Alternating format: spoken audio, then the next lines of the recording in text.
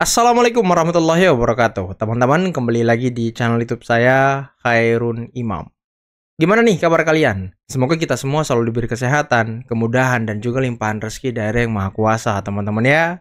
Nah, di video kali ini kita akan melihat dan mendengarkan penjelasan yang sangat luar biasa dari Bu DJ Anak Jenderal yang membongkar dan mengupas seperti apa proyek besar di balik kasus ijazah palsu Pak Jokowi. Dan apa kira-kira tujuan akhir dari proyek ini, teman-teman?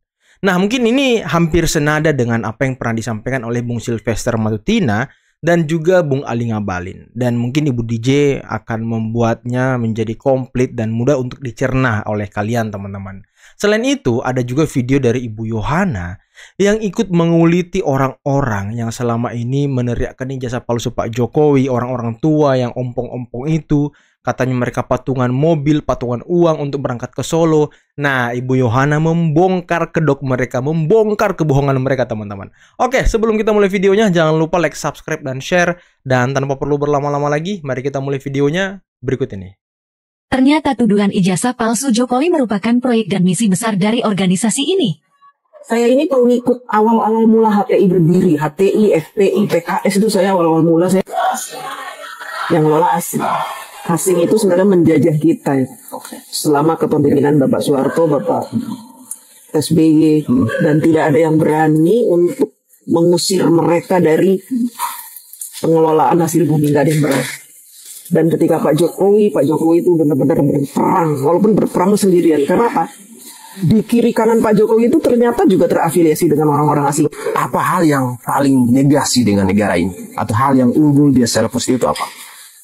Jadi gini, sejak FPI HTI itu terafiliasi dengan pihak luar, nah itu mereka jadi berubah. Di pihak luar ini maksudnya di luar negeri? Luar negeri. Ada yang membiayai dari luar negeri? Membiayai dari luar negeri. Uni Eropa atau Eropa? Ya dari Inggris, dari Amerika. Terus saya udah dengar gitu. Nah mereka berubah. Misinya apa ya? Misinya itu ya, kalau saya tangkap gitu ya, kan nggak mungkin dong mereka ngomong saya di sini ini, emang saya siapa, kan saya bukan yang terpresentasikan yang nampak itu misi mereka itu memang ingin menguasai Indonesia, agama. Dan kenapa Pak Jokowi membubarkan, karena selama Pak Jokowi melawan orang asing ini terhambat juga oleh mereka, karena mereka setiap Pak Jokowi ingin membuat sesuatu, merebut blok rokan misalnya, mereka tuh ntar ada demo ini, demo gulingkan Jokowi. Ingat nggak? 2015 Pak Jokowi mau digulingkan, Pak Jokowi ingin merebut blok mana? Ya.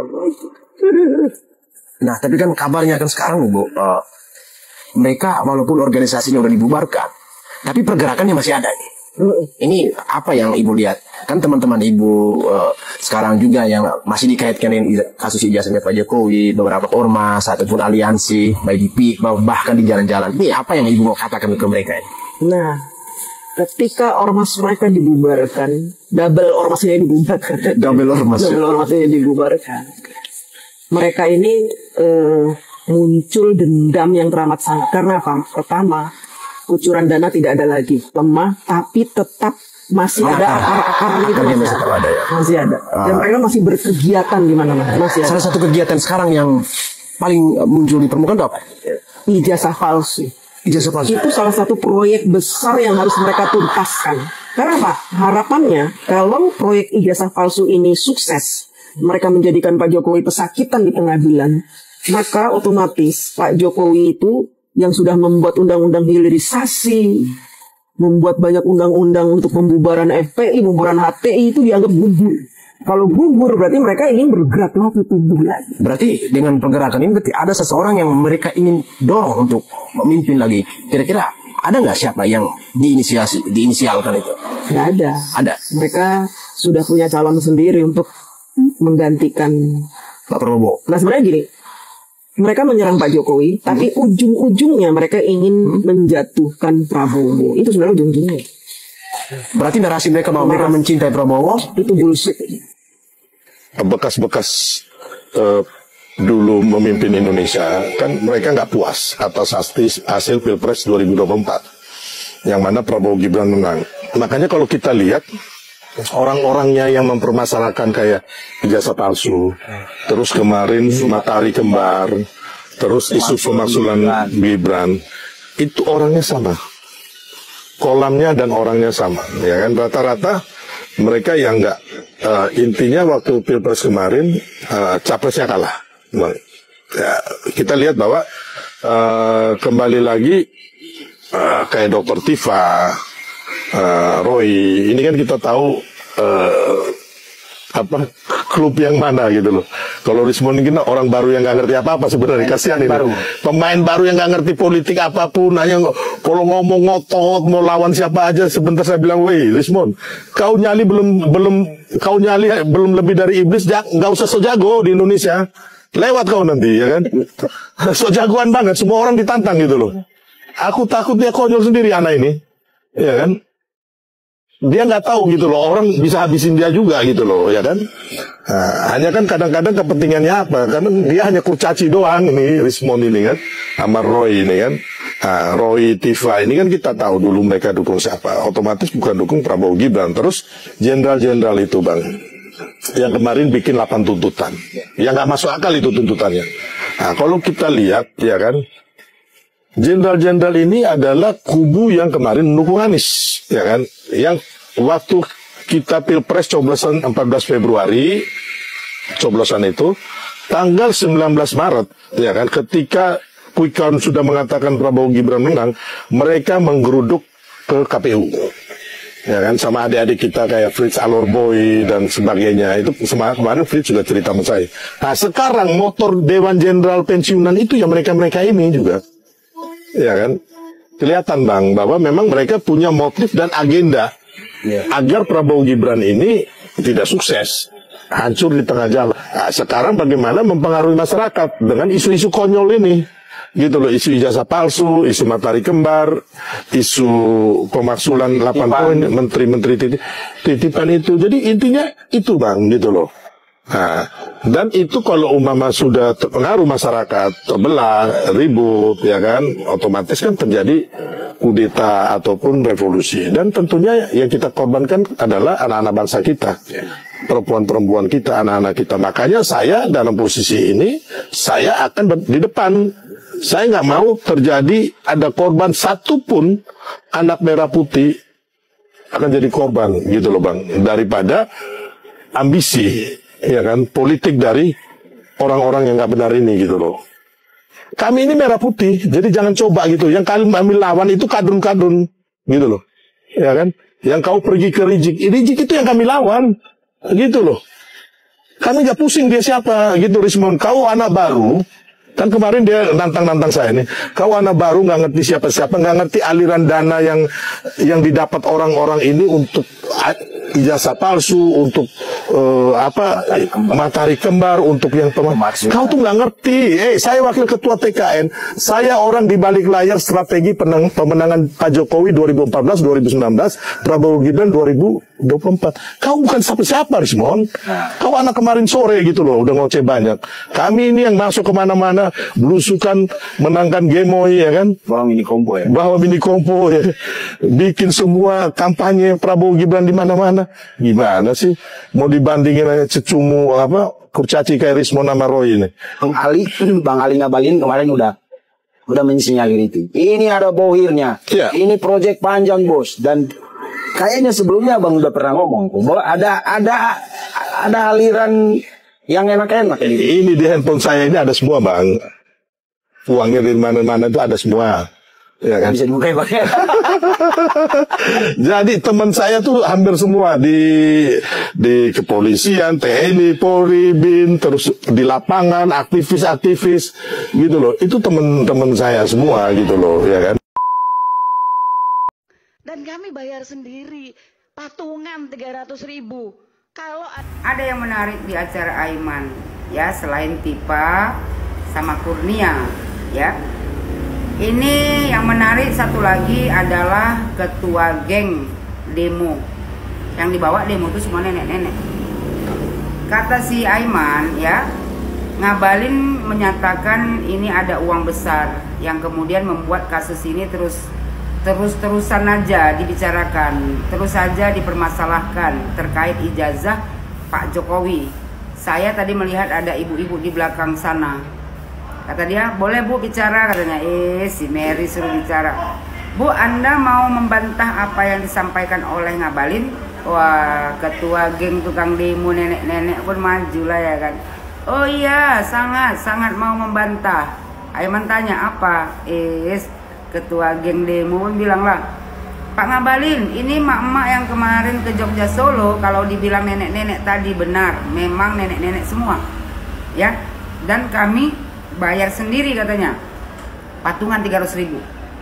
Kalau ada duitnya mungkin kami naik pesawat. Nggak mungkin ya kan, nenek-nenek tuh patungan 300.000. Apalagi ke Jogja kau bilang ya kan, nggak mungkin patungan 300.000. Kalau kau upah 300.000 mungkin. Kata dia, betul nggak? Betul, kata nenek-nenek itu. Mary, kemarin video kau ya, sebelum kau berangkat ke Jogja Solo, kau itu udah bilang, masih ada rekam jejaknya. Sehari sebelum kau berangkat ke Jogja Solo, kau jumpa sama si Manis, ya kan? Habis itu kau bilang lah, ibu-ibu besok ada yang mau berangkat ke Jogja Solo? Ada. Ibu-ibu yang dari Surabaya dikasih 2 bus, yang dari sini ya pengusaha dikirimkan 1 bus. Dari mana kalian tetean? Dari mana kalian patungan?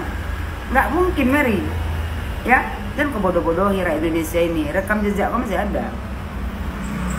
Kata Aiman, 300.000 naik apa itu? Oh, si Mary pun bilang, naik bus, sewa bus. Sewa bus, padahal disewakan ya nggak? Ditanya Aiman berapa orang? Dibilang si Mary ya kan, busnya kapasitasnya 45, tapi di dalam 53. Jadi ada yang duduk pakai bekas-bekas spanduk. Nampak kali kau berbohong. Aiman tanya berapa jam itu? Sekitar 7-8 jam mungkin perjalanan. Terus si Mary bilang, yang perjalanan dihambat ada sekitar 5 jam. Ya, di kilometer 185. Sempat nginap juga di sana, nginap semalam di Solo. Aiman nanya lagi, berarti lebih dari 300.000 dong. Si Mary nggak bisa jawab, ya. Dia kebingungan. Jadi pokoknya kami patungan lah. Ketahuan kau berdusta. Aiman bilang, ibu kok sebegitu pengennya sih ke sana nanyain ijazah Pak Jokowi, kenapa? Mary bilang, kami ini masuk ke dalam tim pemburu ijazah Jokowi. Nggak nyambung Mary. Kenapa nggak kau bilang aja ya? Kami ini mendengar berita dari si Egy bahwasanya Ibu Mega mengadakan sayembara. Siapa yang bisa membuktikan ijazah Pak Jokowi palsu? Ibu Mega ngasih 16 miliar. Kayak gitu Mary. Ya kan? Bukannya kalian tim pemburu ijazah? Kan yang 16 miliar itu yang kalian buru. Nggak taunya salah buru. Aiman nanya kenapa? Mary bilang, saya seorang ibu dengan 2 anak, usia saya 53 tahun, ada yang berusia 60 ya, sama 65 tahun. Pokoknya nenek-nenek semua yang dibawa orang ini, yang bisa-bisa dia kalah-kali orang ini. Dibilang Aiman, 65 tahun maju. Kenapa Bu? Kayak gitulah ya kan pertanyaannya. Bukan ibu itu yang 65 tahun menjawab, takut salah nanti. Si Mary juga jawab, kami punya anak, kami punya cucu, kami tidak mau 50 tahun ke depan mereka ya buku sejarah, ada sejarah di Indonesia presidennya ijazahnya palsu. Itu presiden buruk. Mary, jangan kau salahkan anak cucu kau. Ya, nanti anak cucu kau akan melihat sejarah bahwasanya ya neneknya kau ya kan adalah pemburu ijazah Pak Jokowi. Udah gitu Mary, ya kan? Nanti ada sejarah. Ada sekelompok orang punya sakit jiwa menuduh mantan presidennya ijazahnya palsu. Dan akhirnya orang yang punya penyakit jiwa tersebut masuk ke dalam penjara. Itu sejarahnya nanti akan dicatat. Percayalah kok. Kata dia, bukan presiden buruk loh. Kalau video saya itu diedit-edit dibilang saya ngomong Jokowi presiden terburuk. Bukan, takut kau kayak si Tifa. Tifa, kawan kau udah cuci tangan Tifa, tinggal kau sendiri. Karam lah kau Tifa. Kata dia, ini merupakan presiden terburuk di Indonesia. Terus si Mary nanya, ya kan sama si Pitra. Pitra, siap nggak kayak kami ikut ke Jogja Solo? Kalau kami nggak perlu dibayar. Aduh, nggak perlu dibayar, nggak mungkin. Mana mau nenek-nenek tuh, ya nggak dibayar. Kok bisa aja ke Mary? Kata si Fitra, ya ngapain neliti ijazah orang? Nggak maju-maju kita kalau neliti ijazah Pak Jokowi aja. Kata Fitra, betul itu. Kata si Mary, justru ini adalah pokok dari 10 tahun kebohongan Jokowi. Kebohongan yang mana? Mary, kau jelaskan kebohongannya. Kau yang berbohong. Ya, FPI, HTI, itu yang berbohong. Tuh si Tipa tuh kawan kau tuh. Si Kurnia itu yang pembohong. Kaulah termasuk. Ya, kau ini kan ketua geng demo nenek-nenek. Setiap kali ada demo muka kau nomor 1. Habis itu satu lagi tuh kawan kau siapa yang tempat kacamata segini tuh. Itu. Kalian ini nggak ada bayarannya. Nggak mungkin lah Mary. Kau jangan banyak kali berdusta. Ya kan Mary. Kalau mau bohong tuh pikir-pikir dulu. Agak-agak kau simak dulu ya kan. Ini cocok nggak kalau aku berbohong? Karena apa? Rekam jejak kau masih ada. Ya, sebelum kau berangkat ke Jogja Solo, kau bertemu dulu sama si Manis. Ya Mary ya, biar ku ingatkan lagi, jangan nanti kau lupa. Ya Mary, nanti kalau seandainya si Tipa sudah masuk Hotel Prodeo, ya pesan aku sama kau Mary, jangan lupa kau besuk. Kau bawakan dia apa yang dia mau, kasihan awak, ya kan? Nah, gimana teman-teman? Gimana penjelasan dari Ibu Yohana dan juga Ibu Dijenak Jenderal? Nah, semoga video ini bisa membuat kepala kita menjadi terbuka, pikiran kita menjadi terbuka terkait dengan apa yang sebenarnya terjadi dan apa misi sesungguhnya dari isu dan kasus ijazah palsu Pak Jokowi. Kenapa Roy Suryo, Rismon, Tifa, dan kawan-kawannya sangat getol mengangkat kasus ini? Ya mungkin, saya jadi teringat dengan apa yang pernah disampaikan oleh Egy Sujana. Katanya proyek 16M, sayembara 16M dari Ibu Ketua PDIP. Tapi saya pikir ya itu bukan dari Ketua PDIP Megawati, tapi dari orang lain.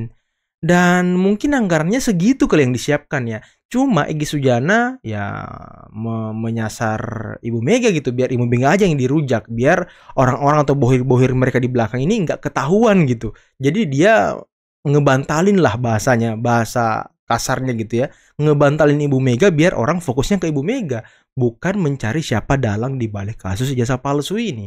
Dan benar tadi kata Ibu DJ, hati-hati terhadap FPI dan HTI teman-teman. Apalagi pengacara mereka kan ya si Kosinudin itu dari HTI teman-teman.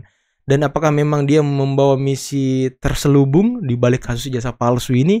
Nanti akan kita lihat bagaimana endingnya ya. Oke, terima kasih sudah menonton. Jangan lupa teman-teman like, subscribe, dan share videonya. Akhir kata, billahi taufiq wal hidayah. Wassalamualaikum warahmatullahi wabarakatuh. Bye-bye.